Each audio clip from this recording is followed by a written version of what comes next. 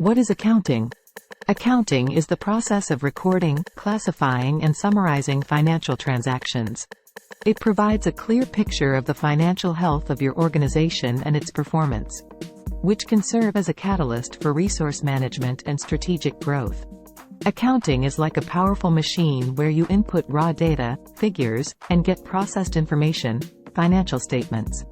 The whole point is to give you an idea of what's working and what's not working so that you can fix it. Why accounting is important. Accounting information exposes your company's financial performance. It tells whether you're making a profit or just running into losses at the end of the day. This information is not just available to you, but also to external users such as investors, stakeholders and creditors who would want to be enlightened about your business, to figure out whether it'll be a good choice to invest in and what they can expect in returns. Besides playing a key role in providing transparency for stakeholders, accounting also ensures you make informed decisions backed by data. Types of accounting.